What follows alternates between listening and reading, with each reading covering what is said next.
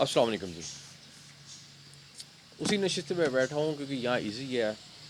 By کچھ کام ہو رہا ہے, آپ کچھ شور کی آواز بھی آتی ہوگی, لیکن آئی تھنک وظیفہ بھی آپ کو کلیئر آواز آ رہی ہوگی.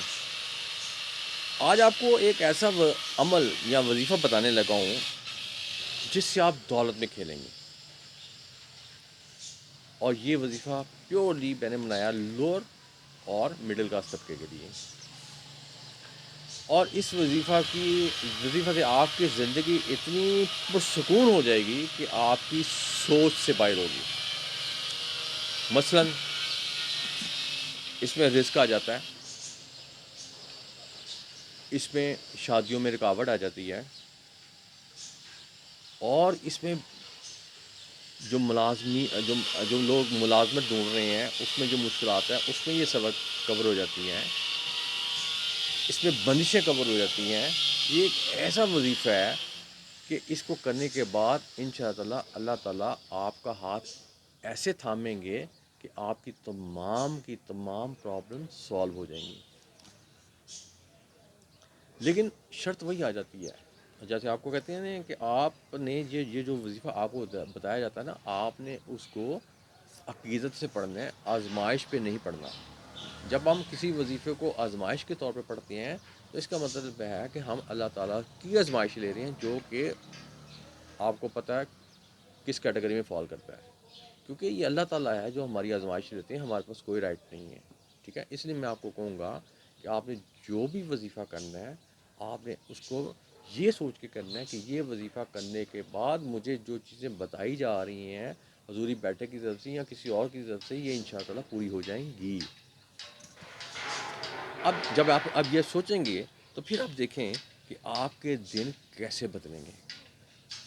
بلکہ اس کی وجہ سے آپ کے دن اتنے زیادہ بدل جائیں گے کہ آپ اس دولت سے خود کی آپ ضروریات جو پوری نہیں کر سکیں گے, بلکہ آپ ہمسایوں کی, رشتہ داروں کی اس قابل ہو جائیں گے کہ ان کی مدد کر سکیں. اور یہ آپ کو کرنا بھی چاہیے, صدقہ جاریہ ہے. اگر آپ اس کو شیئر کرتے ہیں, اگر ایک چیز سے آپ کو بینیفٹ ہو رہا ہے, اگر آپ دوسرے کو اس سے بینیفٹ دیتے ہیں تو یہ صدقہ جاریہ میں آتا ہے, اور اس سے اللہ تعالیٰ کی ذات خوش ہوتی ہے اور آپ کو اور چیزوں سے بھی نوازتی ہے. اب عمل کی طرف آ جاتے ہیں.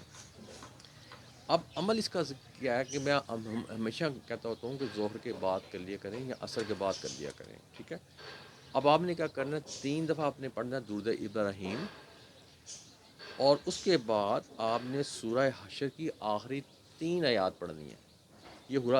یہ سورہ جو حشر ہے نا, یہ پہلے میں آپ کسی اور سینس میں آپ کو بتا چکا ہوں, لیکن یہ سینس تھوڑی سی چینج ہے. اور اس کے بعد آپ نے پھر 3 آیت یہ پڑھنے کے بعد آپ نے پھر درود ابراہیم پڑھ لینا ہے. ہمیشہ یاد رکھیں کہ درود ابراہیم جب تک ہم اس میں کور نہیں کرتے, ہماری جو دعا ہے جو بھی مانگے یہ زمین اور عرش کے درمیان لٹکی رہتی ہے. اور درود ابراہیم ایک ایسی چیز ہے جو کہ جس سے کہ پڑھنے کے بعد اگر وظیفے کے دوران ہم ان چیزوں کو پڑھتے ہیں تو ہماری جو دعا ہے فوراً عرش پہ پہنچتی ہے. اب یہ سوال ہوتا ہے کہ اس کو کب کتنی دفعہ کرنا ہے اور کتنے دن کرنا ہے. تو اس کا طریقہ کار یہ ہے کہ میں نے آپ کو بتایا 3 دفعہ آپ نے درود ابراہیم پڑھنا ہے, اس کے بعد آپ نے 101 دفعہ سورہ حشر کی آخری 3 آیات پڑھنی ہیں, اور اس کے بعد پھر آپ نے 3 دفعہ درود ابراہیم پڑھنا ہے. اور آپ نے یہ عمل کتنے دن کرنا ہے, 11 دن. اور 11 دن کرنے کے بعد پھر دیکھیں اللہ تعالیٰ آپ کا ہاتھ کیسے تھامتے ہیں.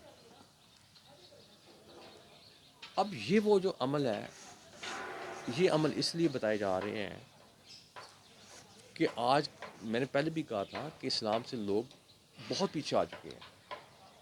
اگر آپ کہیں کہ جی حضوری بیٹھک کا انالیسس کیا, تو انالیسس یہ ہے کہ 30% کو تو ہم کہیں گے کہ وہ اس دائرے میں ہیں, اور 70% جو ہیں وہ مسلمان ہیں لیکن نام کے.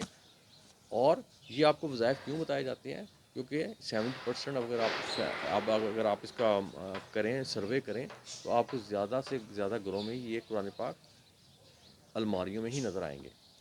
اب ہمارا کام حضوری بیٹھک کا کام کیا ہے, حضوری بیٹھک صرف یہ کرتی ہے کہ ایک تو آپ کے جو آپ کمنٹس کرتے ہیں، اس کو دیکھتی ہے، اس کے بعد پھر خود جائزہ لیتی ہے کہ کون سی ایسی پرابلم لوگ فیس کر رہے ہیں، اور پھر اس کو قرآن پاک میں اسٹڈی کرنے کے بعد آپ تک وہ چیز پہنچا دیتی ہے۔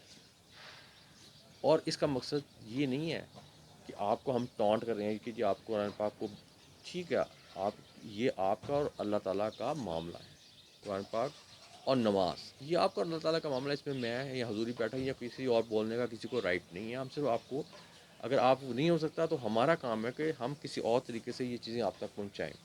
اب آپ، آج کا جو وظیفہ تھا وہ میں نے آپ کو بتایا، اور مجھے امید ہے آپ اس سے بہت زیادہ فائدہ اٹھائیں گے۔ اب اس کے ساتھ میں آپ سے اجازت چاہوں گا، یا کا نعبدو و ایاک نستعین۔